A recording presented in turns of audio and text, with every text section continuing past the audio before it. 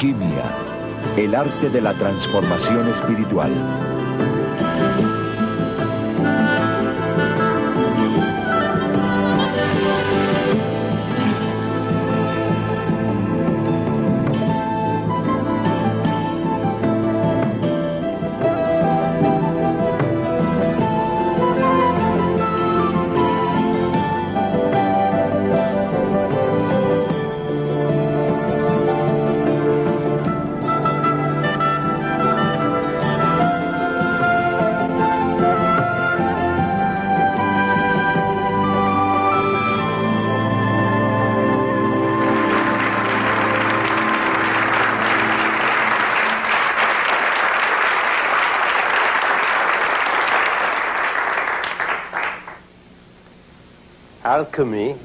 Alquimia es una de las palabras más mágicas de nuestro idioma y significa transformación.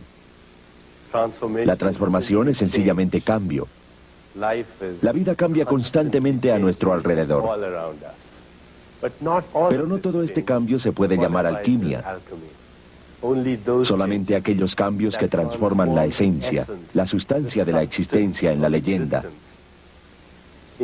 La alquimia denotaba un poder del mago para convertir el metal básico en oro. Sin embargo, eso era apenas un símbolo de una transformación mucho más profunda. La alquimia del espíritu.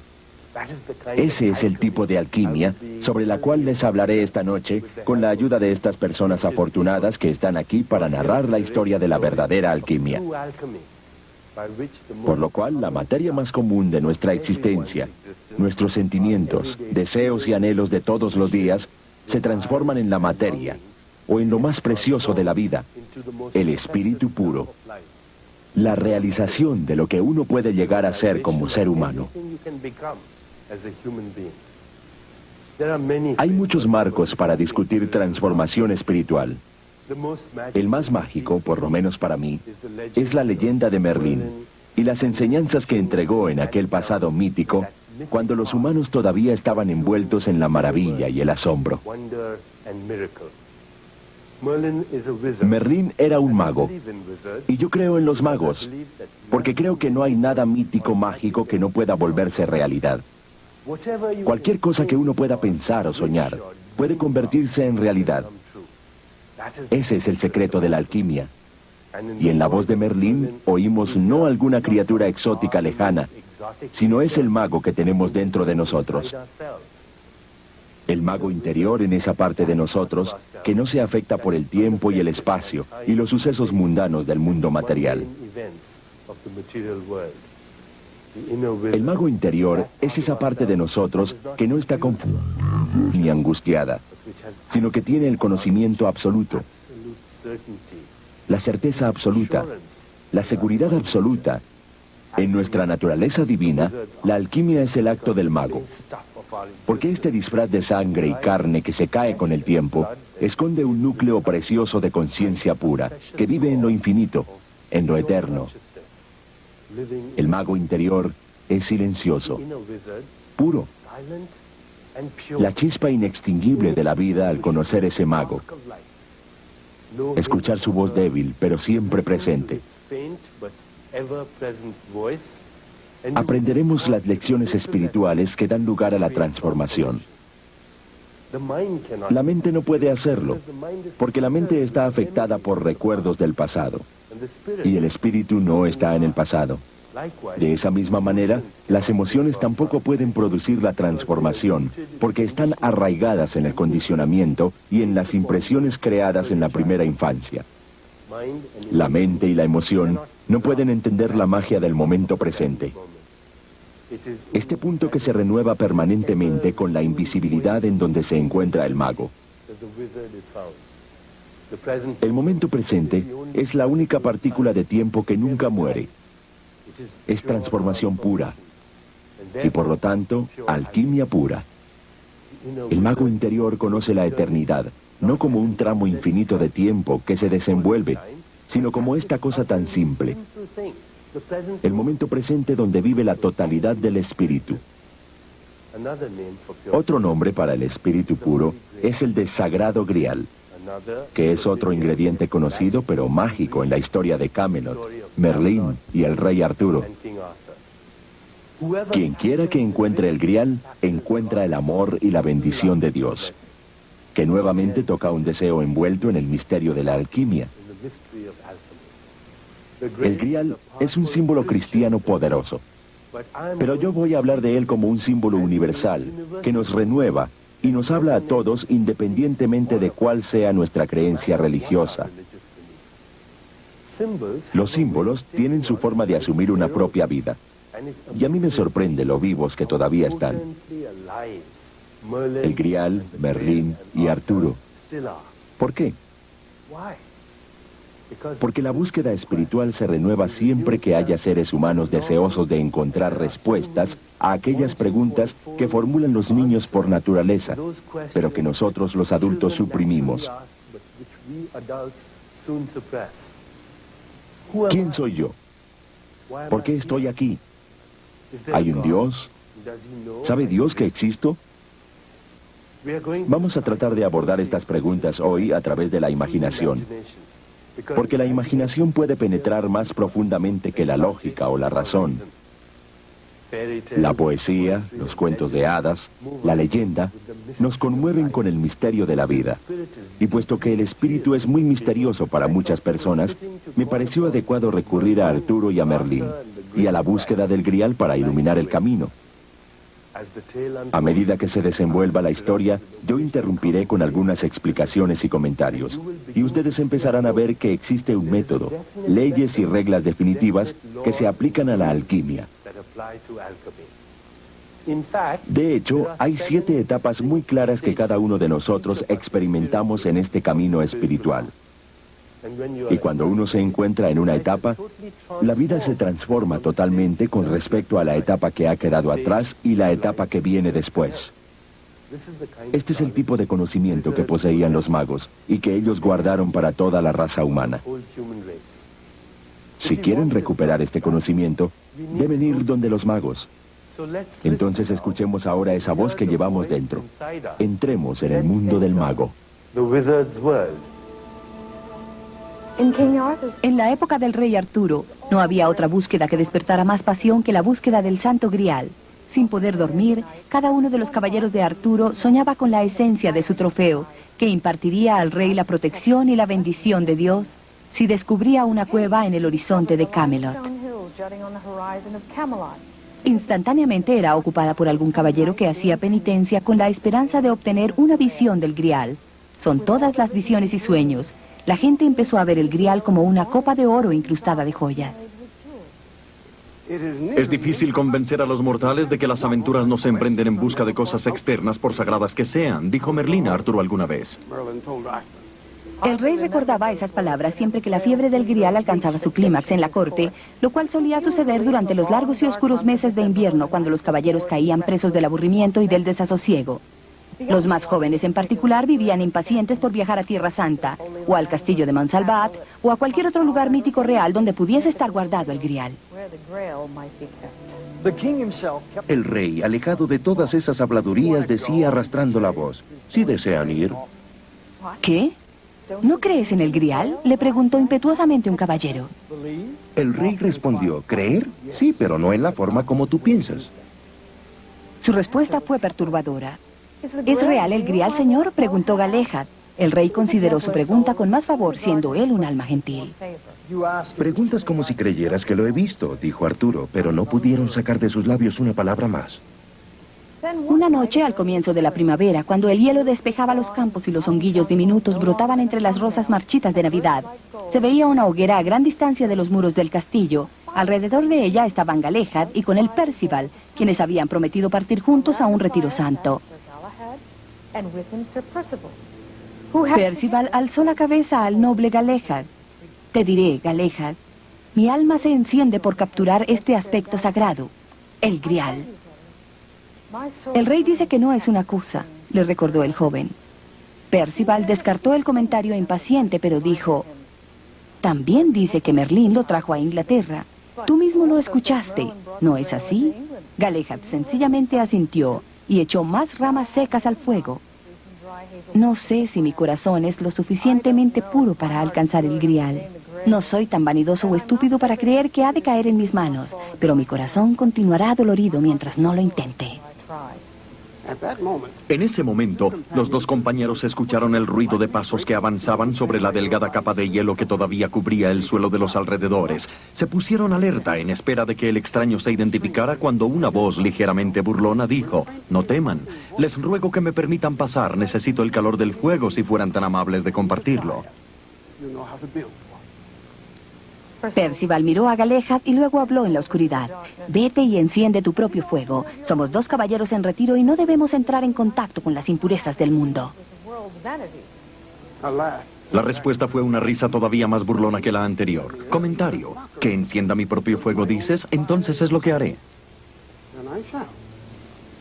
No acababa de pronunciar estas palabras cuando Percival se paró de un salto al sentir que el suelo se encendía en llamas bajo sus pies.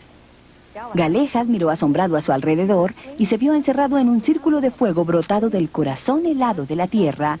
Antes de que pudiera proferir palabra, una figura alta, esbelta, con un pino añoso, atravesó las llamas y se paró sobre ellas. «Merlín», dijo Galahad, «¿qué te trae por aquí después de tan larga ausencia?» «No tú, insolente», dijo Merlín mirando de reojo a Percival, quien hacía esfuerzos por mantener el más mínimo grado de dignidad que pueda mostrar un hombre a quien se le quema la espalda. «Siéntense». Percival sintió que el embarazoso dolor desaparecía y se sentó al lado de Galahad, al frente de Merlín. Ninguno de los dos lo había visto jamás, pero la descripción de Arturo había sido perfecta. Sin falta las viejas y raídas zapatillas de molesquina negra, la barba blanca que parecía un rayo disperso. «No me miren así, estoy pensando». ¿En qué?, preguntó Percival. «No me interrumpa», fue todo lo que respondió el mago. Al cabo de unos momentos suavizó su expresión un tanto gélida. «Sí, creo que dices la verdad. Ahora el único problema es saber qué hacer con ella». Galahad dijo: «Claro que deseamos proseguir con esa búsqueda, Merlín». «Su rey habló acertadamente, ¿saben?», dijo Merlín. «El grial no es un objeto tras el cual puedan cabalgar como en la cacería del zorro. No está hecho de oro y por lo tanto de nada servirá acapararlo en secreto y no trae bienes materiales. Poseerlo no confiere la bendición de Dios, como no poseerlo tampoco». Esto ya fue demasiado para Percival, quien se impacientaba segundo a segundo. ¿Cómo puedes decir eso? El grial debe conferir la bendición de Dios. Merlín lo calló con una mirada severa. «Mi querido zoquete, si todo este mundo es creación de Dios, ¿cómo podría una parte de él, por distante, pequeña o insignificante que sea, ser menos bendita que otra?» «Pero el grial existe, ¿no es así?», preguntó Galahad apresurado. «El rey nos dijo que tú lo proteges». Merlín asintió. «Sí, muchacho. Protejo lo que no necesita protección, oriento en la búsqueda que no conduce a ninguna parte y al final estaré ahí cuando encuentres el grial, aunque no nos verán, ni a él ni a mí». Percival se puso de pie súbitamente. «Bueno, si soy el zoquete aquí, permítanme dejarlos. No quiero que se rebaje la conversación». La actitud de Merlín se suavizó. «No quise ofenderte.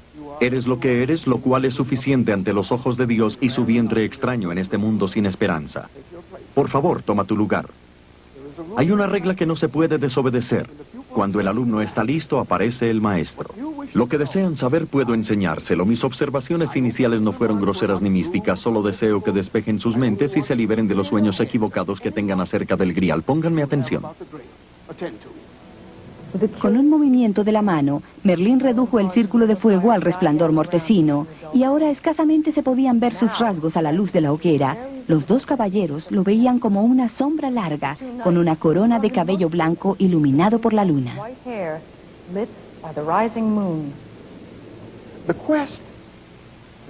La búsqueda cuyo trofeo es el grial no es una aventura del género de caballeros ignorantes que anhelan emprender. Es una travesía interior, una aventura de transformación. ¿Los dos han oído hablar de eso que se llama alquimia? Percival y Galahad asintieron recortados como sombras contra la oscuridad. La alquimia es el arte de la transformación, y cuando se completen sus 7 pasos, solamente en ese momento podrán hacer su llamado al grial. ¿7 pasos?, preguntó Percival. Después de todo, el grial es de oro, porque sé que los alquimistas convierten el metal básico en oro. Tonterías y basura. Sabes muy poco de este arte. No obstante, lo has practicado desde el día en que naciste. Cada bebé nace alquimista y después pierde su arte para recuperarlo posteriormente.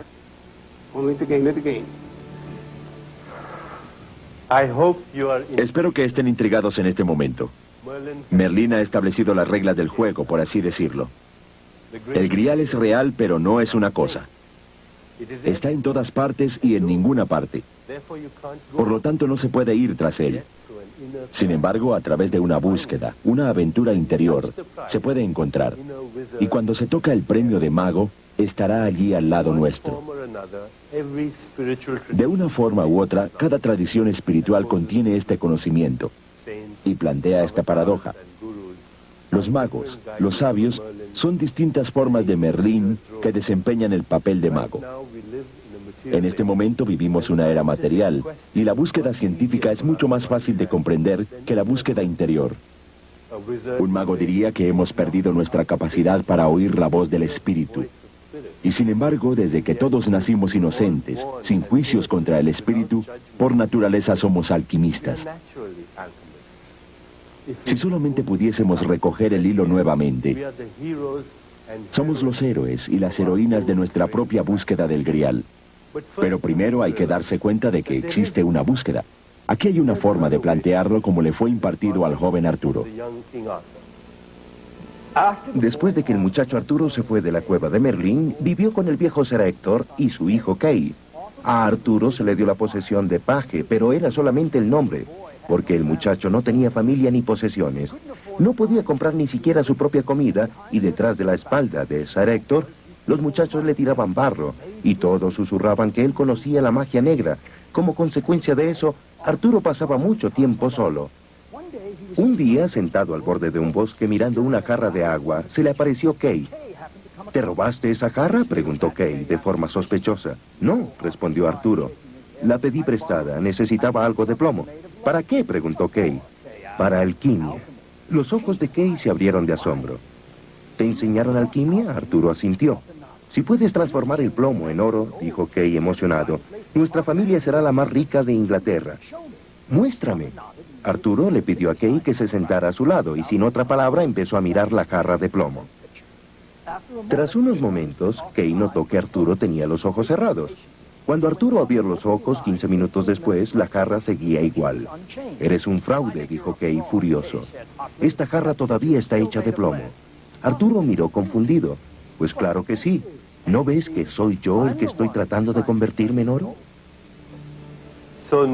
Entonces ahora hemos iniciado esa búsqueda interior con el conocimiento de que la alquimia se realizará en nosotros. Nacimos para la transformación, como lo dice y lo explica Merlín.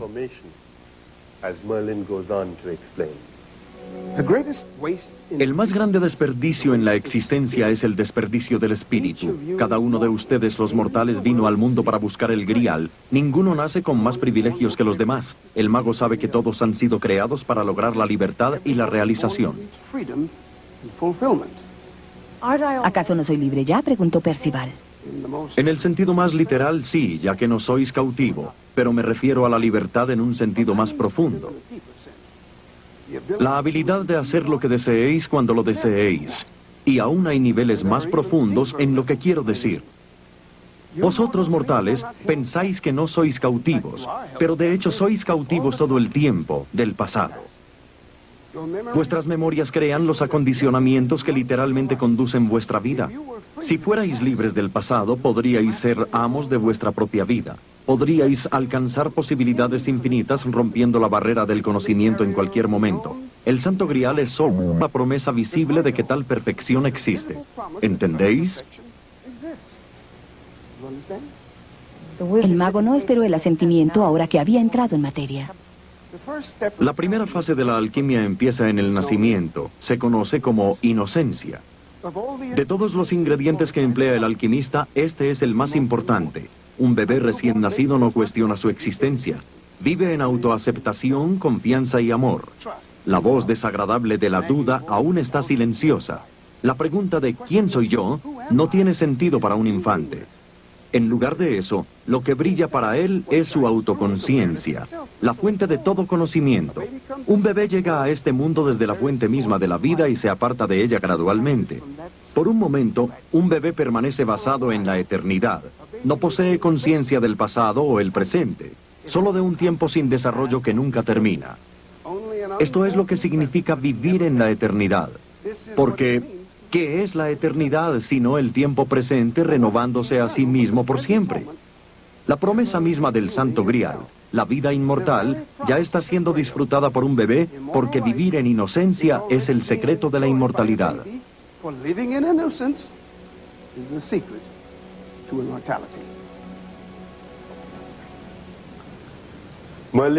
Merlín ha dicho que todos nosotros nacemos atados a la eterna fuente de la vida. Si eso es verdad, podríamos preguntar, ¿por qué? ¿No somos todos inmortales desde que nacemos? Semillas y tendencias, esa sería la respuesta del mago. En cada bebé se halla inscrita la tendencia de trasladarse de un mundo sin tiempo a un mundo de horas, días y años. Desde el silencio del mundo interior a la ruidosa actividad del mundo exterior, que es donde, claro está, usted y yo nos encontramos. Observen un infante durante sus primeras semanas de vida. Podrán ver su atención siendo atraída por este mundo feliz de nuestro alrededor. Y así empieza la alquimia. La transformación constante que yace en cada hálito de vida por todos los años venideros. La curiosidad empuja la atención del infante y al mismo tiempo las semillas comienzan a expandirse. En su interior, un bebé guarda los principios de la ira, el miedo, la desconfianza y la duda.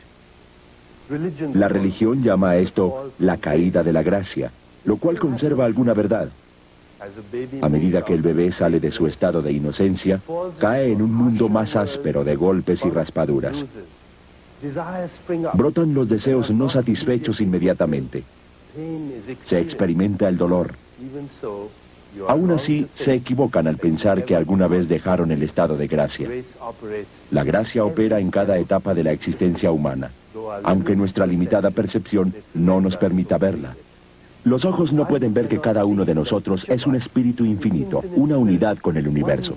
Aquí tenemos una pequeña historia sobre eso.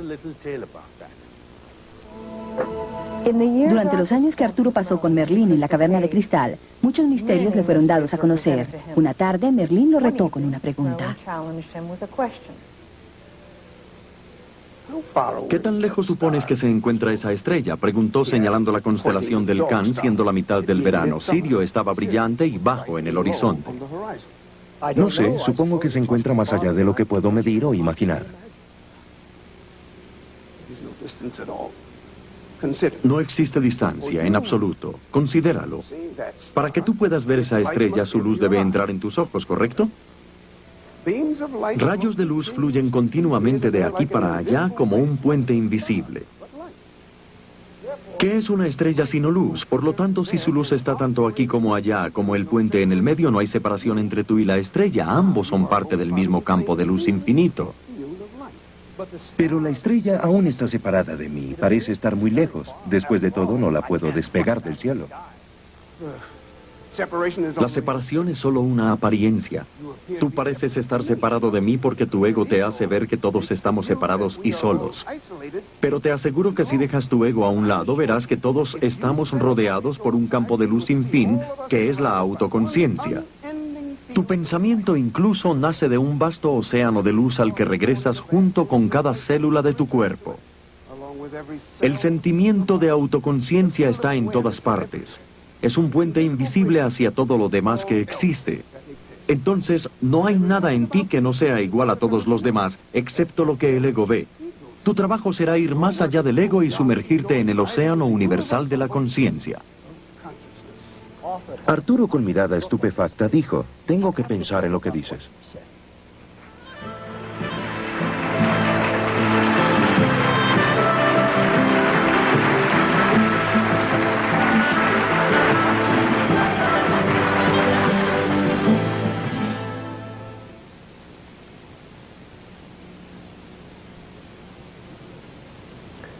Un recién nacido inmerso en su nuevo ser está conectado naturalmente en el océano infinito de la conciencia. Aun si no recuerda esta etapa de su existencia, la inocencia no se ha perdido permanentemente, solo está sumergida. Si desea contactar la inocencia en su interior, busque las características del infante. Alerta, curioso, sentido de exploración, seguridad de que es querido en este mundo. Un sentimiento de que más allá del tumulto del tiempo yace la paz perfecta de la eternidad. Merlín continuó hablando a Percival y a Galahad. Una vez que el mundo exterior comienza a aparecer separado del infante, se entra en una nueva etapa que se conoce como el nacimiento del ego. El ego es sencillamente el sentido del yo o mí. Para tener un yo, también se debe tener un tú. El nacimiento del ego es, por lo tanto, el nacimiento de una dualidad. Cada nueva etapa de la alquimia se sobrepone a la que se deja atrás, volteando el mundo al revés. Pero este nacimiento del ego es tal vez lo más chocante, dejar de ser un dios. Imaginad un ser que se cree omnipotente para cualquier lado que mire. Cada criatura es un espejo de sí misma. De repente, cuerpos extraños entran en la reflexión. Criaturas que se creen iguales a él aparecen repentinamente. ¡Qué extraño! Ninguno de vosotros, mortales, recordáis tales eventos. Y sin embargo fue un cambio que marcó un hito. Erais felices como dioses. Y ahora nacéis a la mortalidad. Fue también un nacimiento al dolor, dijo Percival sombríamente. ¿Fue ese paso realmente necesario? Sí. Semillas y tendencias deben expandirse, replicó Merlín. Cada bebé debe darse cuenta de que existe algo en el mundo además de sí mismo. Pero no sufráis por la inocencia perdida, mi caballero, porque fue el ego el que os envió a vuestra búsqueda. El nacimiento del ego es un paso importante, porque da nacimiento al mundo exterior. El ego es como un filoso cuchillo que corta tajadas de experiencia y la divide en interna y externa. El ego del infante comienza a notar: este soy yo y este no soy yo. Luego, gradualmente, ciertas cosas se identifican con mí. Mi mamá, mis juguetes, mi hambre, mi dolor, mis sentimientos. Algunos de estos sentimientos son más agradables que otros. Tan pronto como aparecen las preferencias, en solo un momento hay un mundo allá afuera, que no es mí. No mi mamá, no mis juguetes, y así sucesivamente. Ninguno de nosotros puede recordar el paso del estado de la inocencia al estado del ego, pero ciertamente recordamos la fascinación y la curiosidad implícitos en el mundo exterior. Así empezamos nuestra búsqueda desde la edad más temprana. Investigamos y anhelamos. Deseamos y exploramos. La última etapa de la alquimia simplemente hace nuestra búsqueda más específica. Porque lo primero que todos sabemos es que las cosas del mundo exterior son fascinantes. Deseamos tocar, ver, sentir y por sobre todo, poseer. ¿Por qué encontramos una búsqueda por posesión? ¿Por qué nos resulta cómodo vivir con esta distinción entre mí y no mí? ¿Por qué no puede este juguete ser mío? ¿Por qué no puedo tener todo el amor? ¿Por qué no puedo tener el control sobre todo lo que veo? Es sorprendente la medida en la cual toda nuestra ansia en la adultez es solamente una extensión de este nacimiento del ego experimentado en la niñez. La compulsión de poseer, adueñarse y conquistar llegó una vez que ustedes perdieron su habilidad para verse a sí mismos como la verdadera fuente de todo lo que existe. El recién nacido inocente no fue dirigido para verse como el centro del universo. Sin embargo, a medida que ustedes empezaron a explorar más y más el mundo exterior, sus objetos se volvieron tan fascinantes que empezaron a ligar su felicidad a ellos. Esto es llamado la referencia al objeto, que vino a reemplazar la referencia a sí mismo del bebé. Se convirtieron en adictos al mundo, como se encuentran hoy en día, porque no se encontraban satisfechos con la manera simple que es un bebé. A medida que la búsqueda se desarrolla, la unión entre la satisfacción interna y la externa regresa en las últimas etapas de la evolución. En este momento se trata solamente de la etapa inicial, cuando el ego nos acerca por primera vez a cada uno de nosotros, a todos los sentimientos asociados a él: miedo al abandono, necesidad de aprobación, posesión, ansiedad por la separación, preocupación por sí mismo, autocompasión y autoimagen. Las personas que despliegan estas características de manera prominente permanecen identificadas con la segunda etapa de la alquimia. Permitámonos a nosotros mismos dar una mirada a la manera como el mago se las arregla para trascender el ego y vivir en libertad fuera de sus muros.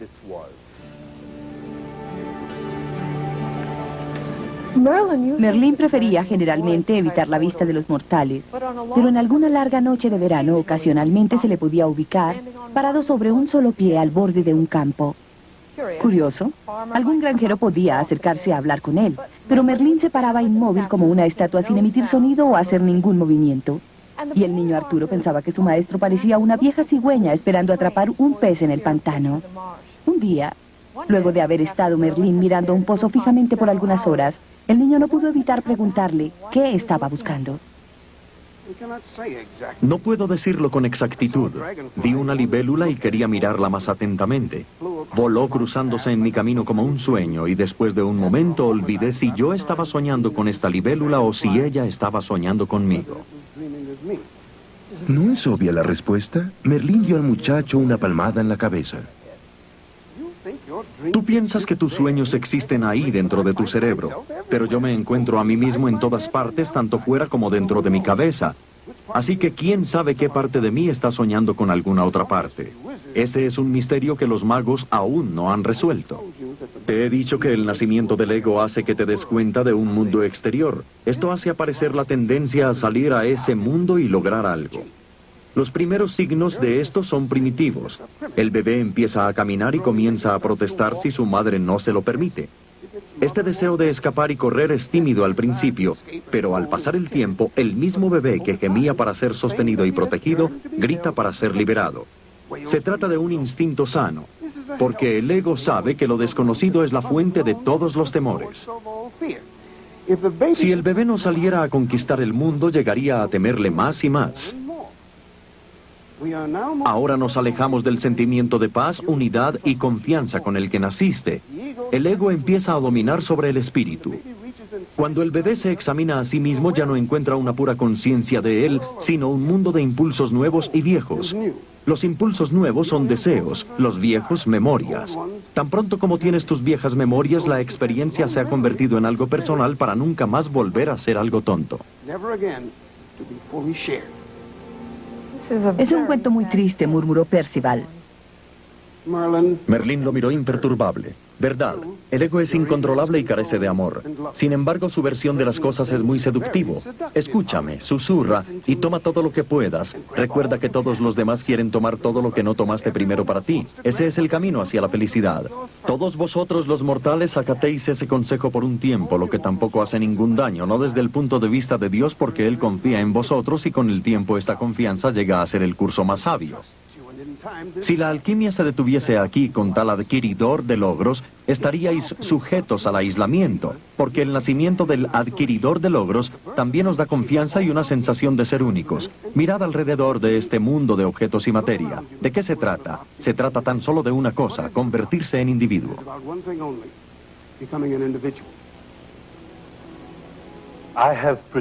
He proyectado la misma imagen día tras día, convirtiéndome en un prisionero de lo conocido. Pero lo conocido está muerto y ya ha pasado.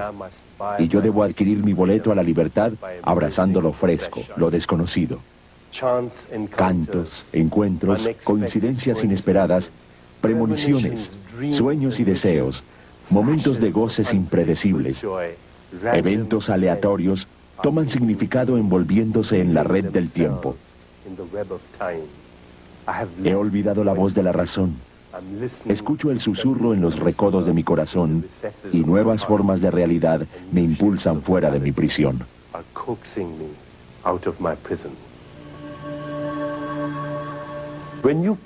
Cuando ustedes pasan a través del nacimiento del adquiridor, hay cosas nuevas que se vuelven importantes. El éxito, la resolución de problemas, la competencia con los demás, la seguridad de la expansión de su propia imagen. Claro está que no todos se ven a sí mismos como adquiridores. ¿Así que es este paso realmente necesario? Sí, porque aunque todos exaltan al éxito por sobre todo lo demás, o se identifican con el dinero, empleo y estatus, el adquiridor es aún más básico. Es el ego en acción probándose a sí mismo que la separación es resistente. Si usted pierde su paz y su satisfacción interiores sin nada que compense dicha pérdida, la separación sería trágica. En lugar de eso, el nacimiento del adquiridor convierte este mundo en algo lleno de goce, lleno de cosas que aprender y que hacer. Para algunas personas, el adquiridor dura por mucho tiempo. La sed de fama y fortuna se convierten en el verdadero propósito de su búsqueda. Pero Dios permite un mundo completamente libre. Y si una persona decide que el mundo exterior es más importante que sí mismo, entonces debe continuar con el ansia de fama y fortuna, porque los humanos han sido creados para buscar su entera satisfacción. Sin embargo, es una ilusión creer que una persona puede detenerse en su evolución. Sin importar cuánto tiempo escoja permanecer en estas etapas primarias de la alquimia, dominadas por el ego, la transformación no puede alterarse sino posponerse. El ego, tal como el mago lo ve, no contiene ninguna satisfacción y por lo tanto es falso. Aquí hay una lección de Merlín para aclarar el punto.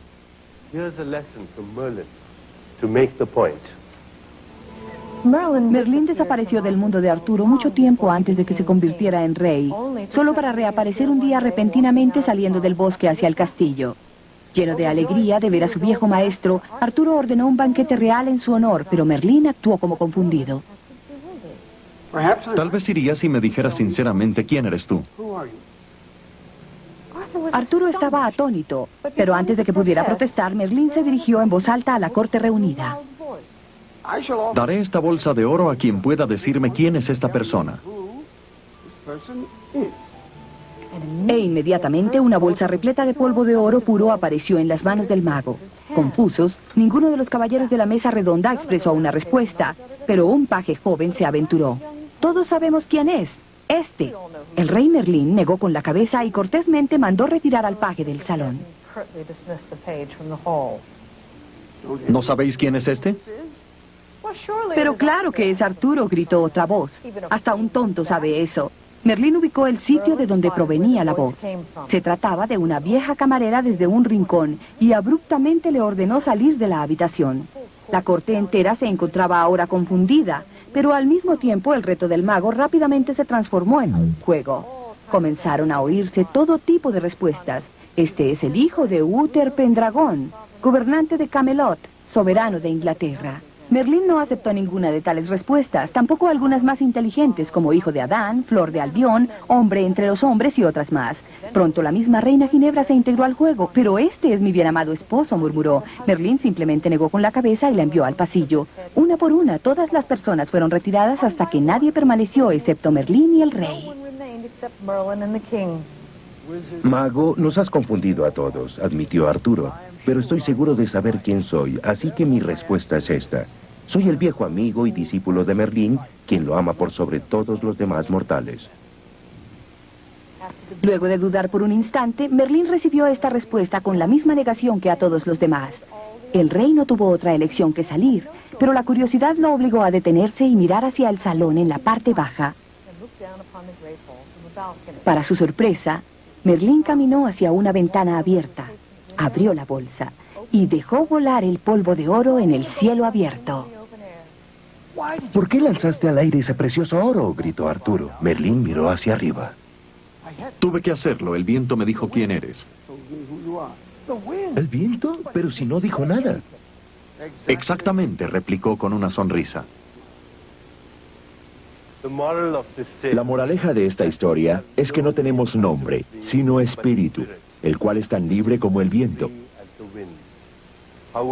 Sin embargo, ninguno de nosotros necesita que se le recuerde que el adquiridor, quien quiere un nombre para sí mismo en el mundo, permanece con nosotros por un largo tiempo, décadas después de que crecemos.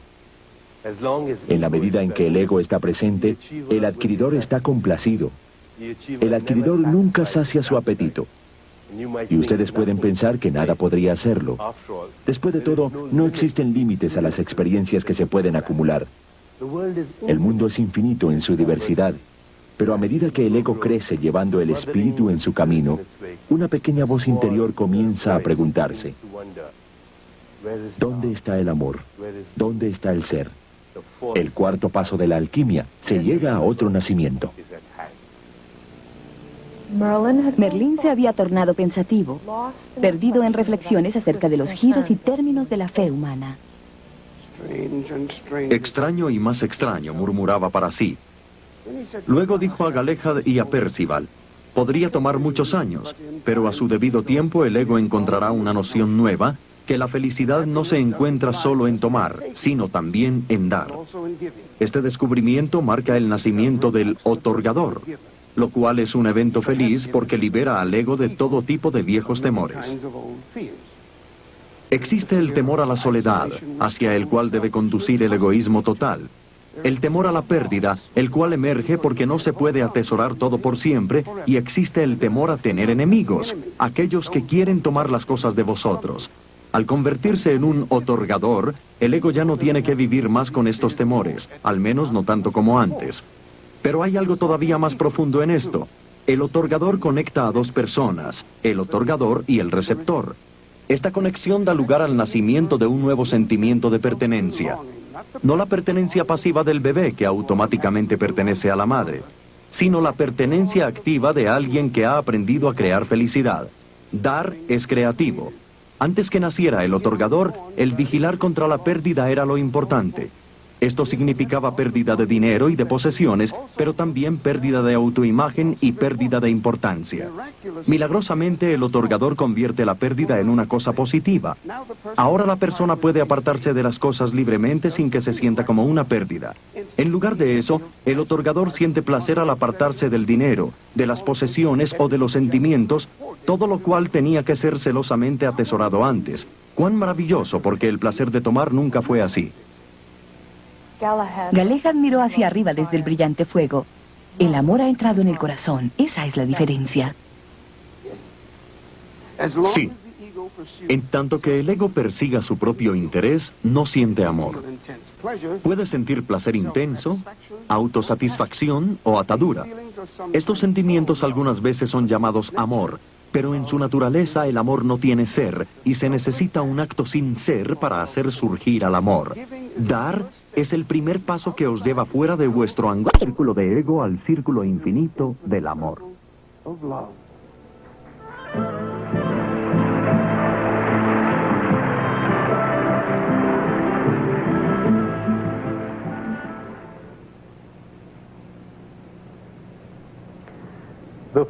El cuarto paso de la alquimia, el otorgador, no se limita a dar dinero o cosas a alguien más. También implica servicio, el darse a sí mismo y devoción, el dar amor en su forma pura. Por todas estas razones, el nacimiento del otorgador se siente nuevo y liberador. Aunque el ego aún domina, ha empezado a mirar hacia afuera de sí mismo.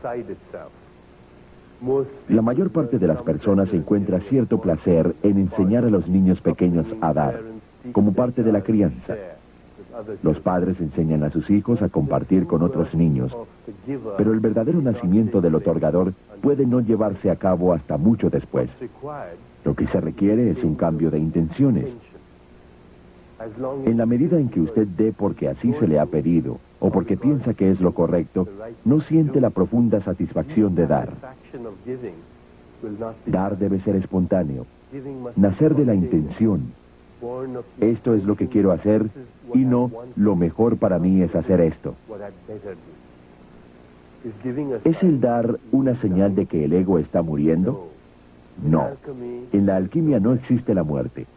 Nada debe perecer con el fin de alcanzar la última meta que llamamos el Santo Grial. Existe una vieja noción de que el ego debe morir para que el espíritu viva. Pero esta vieja noción sobre la muerte del ego asume que hay cosas sobre usted contra las cuales Dios juzga. Acabo de decir que el ego es incontrolable y carece de amor. Si Dios no juzga en contra de esto, ¿no debería hacerlo? El mago interior sabe que a ninguno de nosotros se le juzga en contrario en lo más mínimo. Ninguna de nuestras acciones es buena o mala a los ojos de Dios. Pero eso suena chocante, porque parecería que el asesino y el santo son iguales. Lo que los hace iguales es la perspectiva espiritual, la cual mantiene que el pecador y el santo son tan solo máscaras que utilizamos temporalmente. El santo de hoy pudo ser el pecador en otra vida, y el pecador puede estar aprendiendo a convertirse en santo. Todas estas reglas son ilusiones a los ojos de Dios. Una vez que nos quitamos la máscara, cada uno de nosotros es simplemente espíritu puro. El otorgador es aquel que ha decidido quitarse la máscara del ser, ya como egoísta o como adquiridor. Se está dando un paso más que nos acerca al espíritu. No digo que usted deba forzar esta perspectiva sobre sí mismo. Es natural identificarse con esta máscara o con aquella, pero solo en la medida en que signifique algo para usted. Existe una anécdota de la vida del rey Arturo para aclarar el punto. Fue un día milagroso en Londres cuando el joven Arturo retiró la espada de la roca. De entre toda la tumultuosa multitud que fue testigo de la proeza, nadie se sorprendió más que el propio Arturo.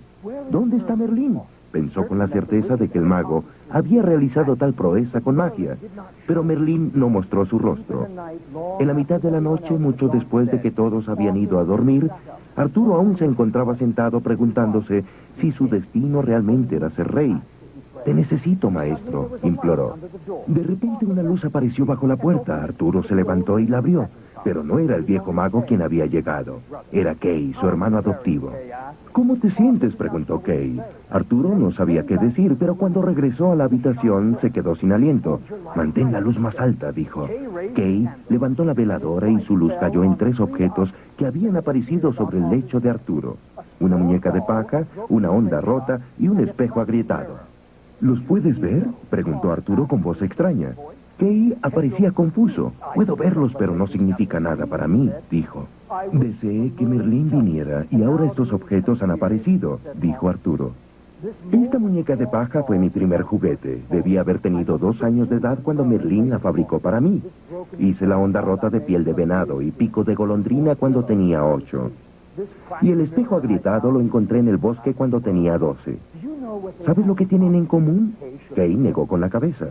«Esas fueron las cosas más importantes que poseí, cada una en su momento, y ahora míralas», dijo Arturo, quien parecía muy conmovido. «Basura sin valor», murmuró Kay. «Sin embargo, estoy contento de verlas», dijo Arturo, «porque ahora sé que Merlín me ha guiado todo el tiempo. Debes saber, Kay, que cuando tenía 2 años de edad yo solamente deseaba juguetes. Cuando tenía 8, deseaba cazar golondrinas y ardillas. Y cuando tenía 12, solamente deseaba mirarme en el espejo, preguntándome si las chicas me encontrarían feo o atractivo. He renunciado a cada una de estas cosas y sin embargo ellas fueron hitos que marcaron el camino hacia este momento. Un día renunciaré a la corona de la misma manera, aunque hoy sea mi único deseo y mi destino». Kay era un alma simple que reverenciaba la monarquía. Estaba molesto. «¿Por qué renunciaría alguien a la corona?», preguntó confuso.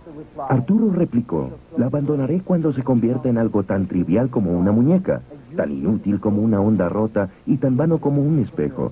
Pienso que eso es lo que Merlín quería que viese». Renunciar al poder parece muy atemorizador, pero en realidad es como renunciar al juguete de un niño. Usted crece demasiado para él y entonces es fácil renunciar. Lo mismo es cierto para cada etapa de la evolución, una vez que ya no es una verdad para nuestro ser interior. Todos seguimos reglas sobre lo bueno y lo malo. Y en términos sociales, el pecador y el santo parecen claramente diferentes, pero los valores sociales no poseen todas las respuestas. Eventualmente, aún la persona más atada al ego puede ver esto, y es entonces cuando se encuentra listo el escenario para la siguiente etapa de la alquimia. Merlín continuó sus enseñanzas a los dos caballeros. Por largo tiempo, el punto de vista del individuo limitado es el único que parece real para vosotros, mortales. Definís lo bueno en términos de lo que es bueno para mí, pero la individualidad eventualmente empieza a abrirse y a ampliar sus horizontes. A su debido tiempo, el otorgador da nacimiento a la siguiente etapa, el nacimiento del buscador. En esta fase, al sentido del yo se le permite expandirse. El otorgador aprende que el amor intenso hacia los demás es posible, pero ahora la persona quiere alcanzar la fuente de todo el amor y la satisfacción que ni siquiera el amor más intenso hacia los demás puede suministrar. El otorgador que deseaba abrazar al mundo encuentra ahora que el mundo ya no es una fuente de satisfacción. Las cosas que alguna vez le dieron placer empiezan a verse planas. La necesidad del ego de aprobación y autoimportancia particularmente ya no funciona para brindar satisfacción. Aparece una sed de ver el rostro de Dios, de vivir en la luz, de explorar el silencio de la autoconciencia pura. Los impulsos secretos pueden tomar muchas formas. Una cosa tienen en común los buscadores, que el mundo material no parece ser el lugar en donde sus deseos puedan satisfacerse. ¿Por qué? ¿No está Dios presente en todas partes? ¿No se encuentra el espíritu presente en el grano de arena más pequeño? Sí y no. Dios puede estar en todas partes, pero de nada sirve si usted no puede ver dónde está. El buscador busca con el fin de ver el divino rostro. Para algunos mortales, el nacimiento del buscador es la primera oportunidad que tienen de darse cuenta de una búsqueda espiritual. Pero de hecho, cada etapa ha sido una búsqueda, un impulso singular. El impulso de obtener el conocimiento completo y la completa satisfacción. Eso es lo que guía toda la vida. Todos sois mortales esperando saber quiénes sois. En su mejor momento, un otorgador es un filántropo. Comenzó únicamente dando a su familia y amigos, luego a obras de caridad o a la comunidad. Pero al final, el espíritu de dar no puede sentirse satisfecho hasta que todos los seres humanos se beneficien. ¿Pueden ustedes realmente darse ustedes mismos a todos los demás en el mundo? Esta pregunta nos lleva al límite de la individualidad. Es una pregunta que solo un santo puede responder. Cuando usted se convierte en un buscador, es capaz por primera vez de poner nombre a un deseo que hasta el momento había permanecido sin nombre. Ya sea ese nombre Dios, el Santo Grial, el Ser Supremo o Espíritu, no importa. Todos apuntan hacia una necesidad nueva y profundamente sentida. La necesidad de trascender las fronteras impuestas por el tiempo y el espacio. El buscador es la etapa de la alquimia que empuja lo divino hacia usted, porque el buscador es alguien cuyos deseos se han expandido hasta el punto que nada los satisfará, excepto el conocer a Dios cara a cara. Este no es un deseo superior al de querer juguetes, o dinero, o fama, o sexo, los cuales eran deseos nacidos en etapas anteriores. Los juguetes, el dinero, la fama, el sexo, eran el rostro de Dios cuando eran lo más importante para ustedes. Cualquier cosa que ustedes crean les trae paz final y satisfacción es su propia versión de Dios. Sin embargo, a medida que se trasladan de una fase a otra, se acercan al Dios real. Su imagen de Dios se torna más verdadera, más cercana a su naturaleza de espíritu puro. ¿Cómo se manifiesta este Dios o espíritu puro? Cada uno tiene su versión de lo divino, que puede sentir en sus corazones. Algunos ven a Dios en visiones, algunos en una llamarada. Los buscadores tienen formas infinitas. Algunos necesitan intervenciones milagrosas y redención. Otros siguen una fuerza invisible que les habla suavemente cada día de sus vidas. El buscador está motivado simplemente por una sed de realidades superiores. Por primera vez se cuestiona la claridad del ego de saberlo todo, de ser todopoderoso. El nacimiento del buscador puede por lo tanto ser extremadamente turbulento. Aquí veremos cómo podría decirlo un mago. Imagina un carruaje alado por un equipo de caballos. Durante la mayor parte del tiempo nadie los guía, sino el conductor, que ha llegado a pensar que es dueño del carruaje. Entonces un día una voz suave proviene del interior del carruaje y susurra: «Detén el carruaje». Al principio el conductor no escucha la voz, pero esta repite: «Detén el carruaje». Incapaz de creer lo que escucha, el conductor restalla el látigo hasta que los caballos se desbocan en una carrera aún más loca que antes. Pero la voz interior no utiliza la fuerza, no protesta, solo se limita a repetir suavemente: «Detente». Eso es lo que sucede en su interior. El carruaje es usted mismo, el conductor es el ego, y la voz interior es el espíritu. Cuando el espíritu anuncia suavemente su presencia, el ego no escucha al principio porque tiene la certeza de que su poder es absoluto. Pero el espíritu no necesita la clase de poder al que está acostumbrado el ego. El espíritu es simplemente esa voz tranquila en su interior. Con el nacimiento del buscador, esta es la voz que usted empieza a escuchar por primera vez.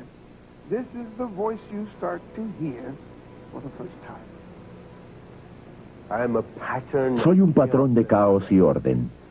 Todos hinchados de oxígeno entran en mi sangre con cada respiración. Enzimas y proteínas son la marea y corriente de mis células. Tormentas eléctricas neuronales que no cesan jamás explotan en el eco de los corredores sin fin de mi mente. ¿Es este caos otra cara del orden? Las mismas toneladas de gravedad que crearon las estrellas danzantes sostienen estas cadenas minúsculas de ADN, doblando y desdoblando las memorias del tiempo evolutivo. Estamos llenos de apariencias. La incertidumbre que siento en mi interior es mi puerta hacia la libertad. Estoy vivo ahora. Me he vuelto impredecible pensando, decidiendo, eligiendo y sintiendo. Esto lo ofrezco al lado automático de mi cerebro.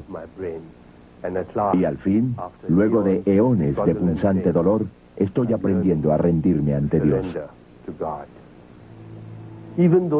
Aunque la voz del Espíritu es silenciosa, es real y anuncia que hay una realidad superior, algunas personas pueden creer que los buscadores son escasos, dada la fuerza con la que todos estamos atados a las necesidades del ego y al mundo material, donde estas necesidades se satisfacen. Pero todos nacen para conocer el Espíritu. La búsqueda, sin embargo, es una experiencia completamente interior. Usted no puede explicar desde la ciencia exterior quién está buscando de corazón y quién no lo está. Usted sabrá que se ha transformado en un buscador por ciertas visiones interiores. Un disfrutar creciente de la soledad, autoconfianza en lugar de aprobación social, miradas al ser y a la voluntad de confiar. Los patrones adictivos empiezan a desaparecer. La meditación y la oración se tornan parte de la vida diaria. A medida que estas manifestaciones espirituales lo apartan del mundo material, encuentra paradójicamente una conexión más profunda con la naturaleza, más comodidad en su cuerpo y una aceptación más fácil de los demás. Esto es porque el espíritu no es lo opuesto a la materia. El espíritu lo incluye todo. Ahora nos encontramos en las etapas más hermosas de la alquimia, porque de este punto en adelante, su ser superior se expresa a sí mismo más y más, hasta que usted mismo se convierte en ese ser superior. La parte alegre del viaje comienza con el sexto paso.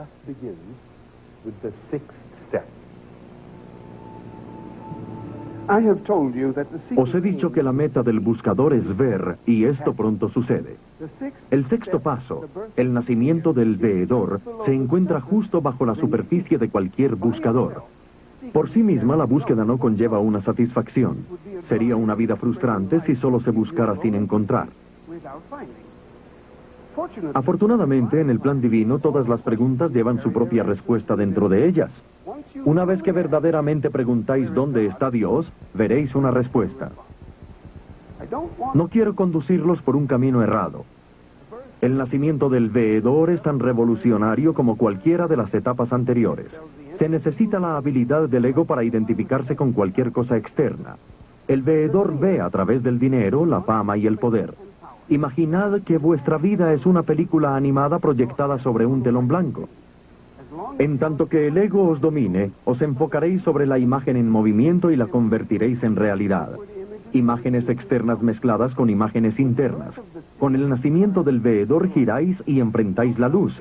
Ahora las imágenes internas parecen ser lo que son, una aparición frenética hecha realidad por las desesperadas necesidades del ego. También os dais cuenta de que vuestro mismo cuerpo ha sido una imagen. En lugar de veros a vosotros mismos como una máquina de carne y hueso con un espíritu adentro, tomáis conciencia de que todo es espíritu. El cuerpo es espíritu en forma física que los sentidos pueden tocar, ver y oler. La mente es espíritu en forma de pensamiento que puede ser oída y entendida. Sin embargo, el espíritu mismo es más que esto, es visto verdaderamente solo por el veedor.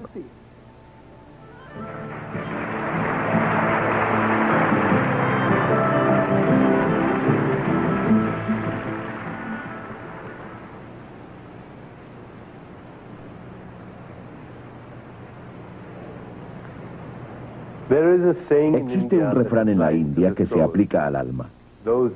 Aquellos que la conocen no hablan de ella. Aquellos que hablan de ella no la conocen. ¿Qué hace al espíritu tan misterioso que usted debe convertirse en un veedor antes de verlo realmente? ¿Por qué? Si yo veo esta silla, mis sentidos me dicen que es dura, cuadrada, tal vez puntiaguda en las esquinas y color café. Pero el espíritu no es duro o suave. No es redondo o cuadrado. No es de ningún color. No se encuentra aquí o allá, antes o después.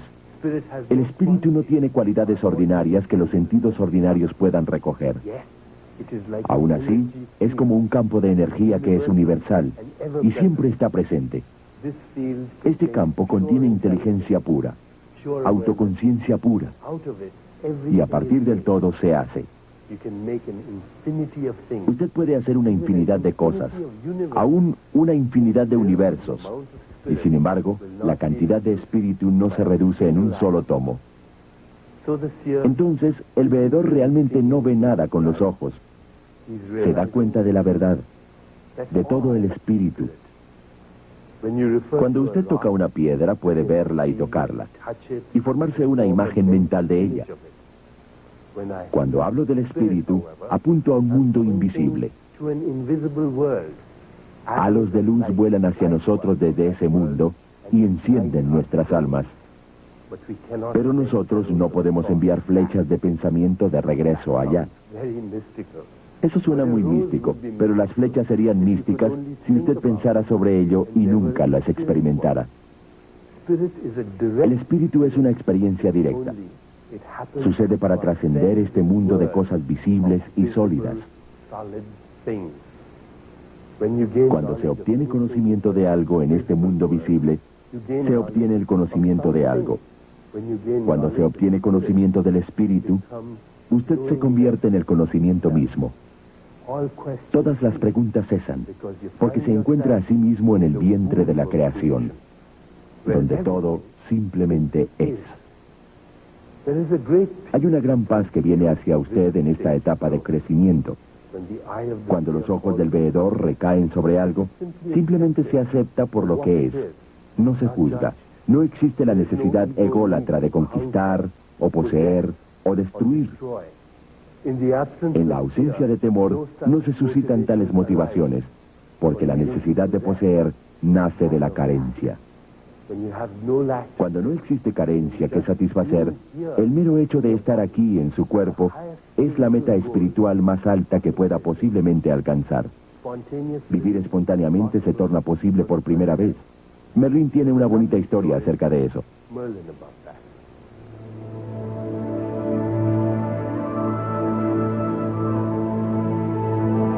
Los pequeños detalles de la naturaleza a menudo cautivaban la mirada de Merlín. Un día, cuando él y el joven Arturo caminaban por el bosque, escucharon el llamado de arrendajos desde el prado cercano. Detente y mira. El arrendajo era una ave nerviosa y errática. Luego de protestar ante los dos intrusos, voló hasta otra rama cercana para lograr mejor vista. Luego de algunos segundos, se sintió insatisfecho y voló hacia una tercera. A continuación, se olvidó que ellos estaban ahí y saltó en dirección al suelo para investigar alguna rama. En cuestión de segundos se zambulló en un pequeño pozo, persiguió a un lagarto gris y empezó a picotear un pedazo de madera podrida. ¿Qué piensas de eso como modo de vida? Muy poco, parece una bola de plumas sin cerebro que no tiene idea sobre qué hacer a continuación. Así parece. Siempre que una criatura vive solamente confiando en Dios, pasa sus días siguiendo un impulso después de otro, sin pensar en el futuro. Y aún así se encuentra lo suficientemente bien, tienes que admitirlo. Esta pequeña lección nos dice que es posible vivir con total confianza en el Espíritu. Aunque reverenciemos y mantengamos al veedor como superior, su vida es realmente muy simple. Sigan lo que sientan en el momento, confiando en que se trata de un puro impulso de sus almas. En esta sexta etapa del veedor, una vez más regresamos a la inocencia, libres de los temores y motivos ulteriores del ego, su constante necesidad de defender y poseer. Ese es el veedor, quien vive muy cerca a la fuente del amor. Una vez que se deshace de su percepción del temor, lo que ve es amor. Finalmente, no existe nada más. Merlín nos lleva ahora a la luz total del sol con la séptima y última etapa de la alquimia.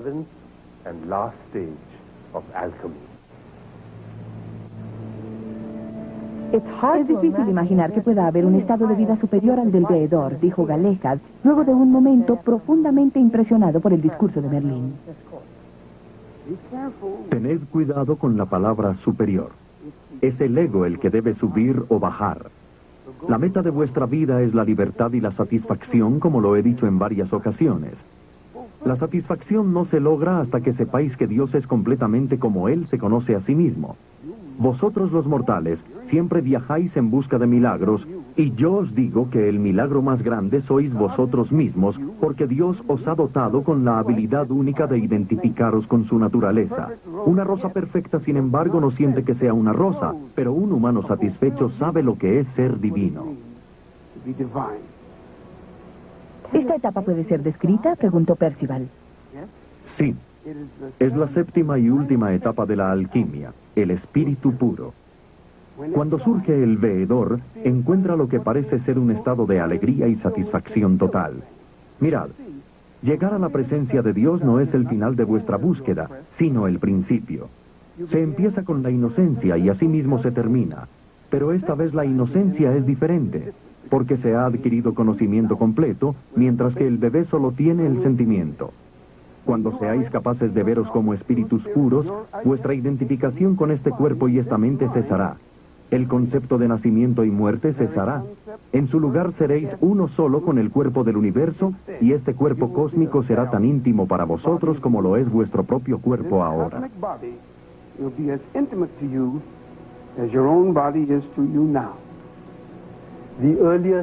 Las etapas anteriores de transformación espiritual están guiadas desde adentro por el mago interior. Con esta séptima etapa, la conciencia del espíritu puro, ustedes se convierten en el mago. ¿Qué significa esto? Muchas creencias aceptadas cambian desde el propio interior. Por ejemplo, para el mago, el nacimiento es solamente la idea, yo tengo este cuerpo. Y la muerte es solamente la idea, ya no tengo este cuerpo. Debido a que los magos no se encuentran bajo la ilusión del tiempo y el espacio, cualquiera que tome el control es visto como un patrón de energía, cualquier mente como un patrón de información. Estos patrones cambian, vienen y van, pero el mago mismo está más allá del cambio. La mente y el cuerpo son como habitaciones en las que se puede escoger habitar, pero no todo el tiempo. El mago elige vivir una vida de espíritu en su eterno poder sin tiempo y su pureza. Ninguna cantidad de actividad mental puede aproximarse a esta transformación final que se le otorga. El espíritu nace del silencio puro. Su diálogo eterno debe cesar. Su unidad fragmentada, conducida por deseos de todo tipo y descripción, ser unificada por fin. Y como el bebé que fue su comienzo, no sentirán duda, ni vergüenza, ni culpabilidad. La adicción del ego a la dualidad condujo a un mundo de bueno y malo. correcto e incorrecto, luz y sombra. Y ahora verá que estos opuestos son los menos, tal como las perspectivas divinas, porque a donde quiera que mire, todo lo que verá es a sí mismo. Decir que la vida es un milagro suena como un cliché, pero esa es la perspectiva natural de alguien que ha trascendido todas las fronteras para vivir la vida totalmente libre del mago.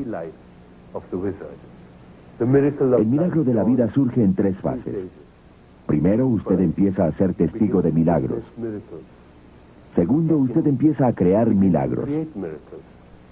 Tercero, usted se convierte en el milagro. ¿Qué significa milagro?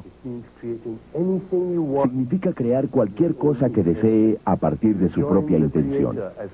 Unirse al Creador y llamarse creador de su propia realidad. En la etapa final de la alquimia, la etapa de la unidad, cada deseo que tenga habla directamente a la mecánica creativa de la naturaleza. No existe separación entre el soñador y el sueño. Por lo tanto, todas las posibilidades están abiertas a usted. Después de todo, la sensación de autoconciencia pura no es más que posibilidades infinitas. Es el espíritu crudo del cual emana la totalidad de la creación. El nacimiento al espíritu es un evento tremendo, al que todos estamos destinados. A medida que la unidad madura, ustedes se familiarizarán más y más con lo divino, hasta que finalmente experimenten a Dios como un ser infinito moviéndose en espacios infinitos, a través de dimensiones infinitas, a velocidad infinita. Cuando ese espíritu surge, parece tan natural y simple como sentarse aquí hoy o mirar a las estrellas en la noche. Y cada estrella danzante, ser ustedes mismos. Habiéndolos hecho viajar por el círculo completo de inocencia e inocencia, quisiera finalizar con la versión de Merlín sobre la unidad, el logro final del Santo Grial.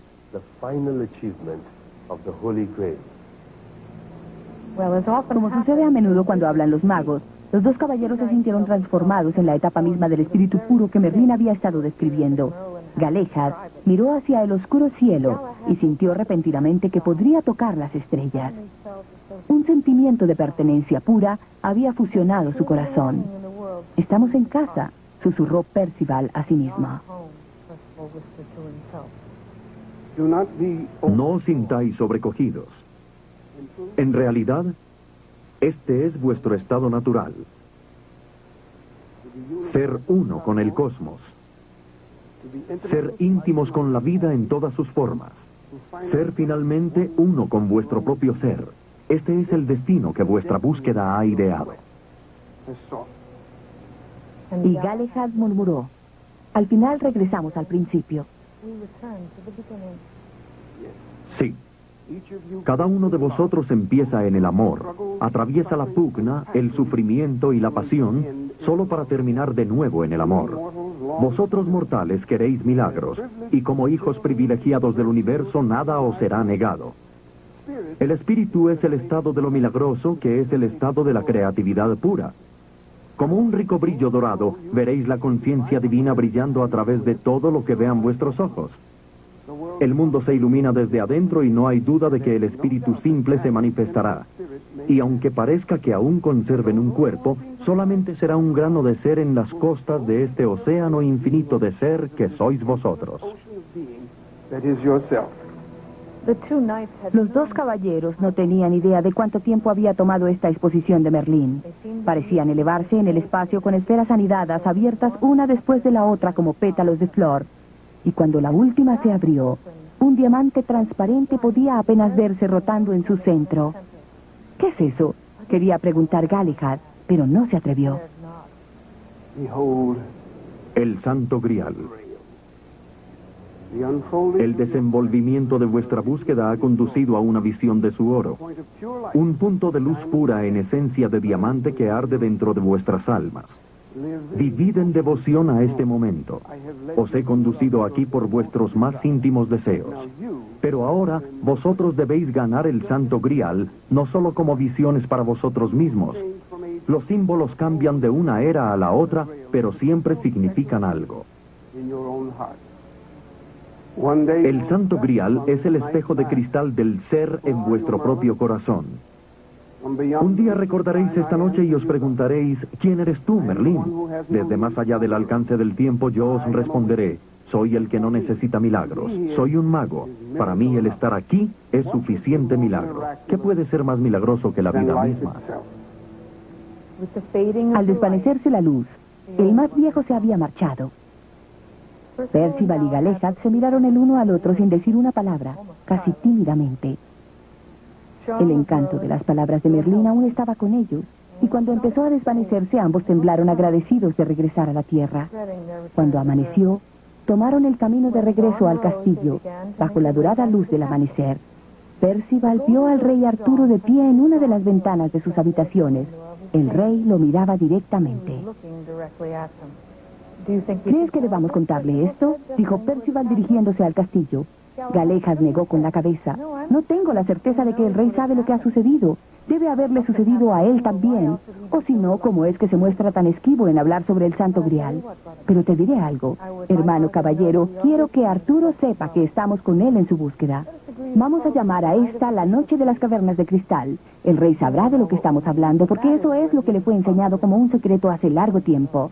Y aunque no habían estado en caverna alguna, sino afuera bajo la luz del cielo estrellado, Percival accedió al instante. Y esta es la historia de la autotransformación.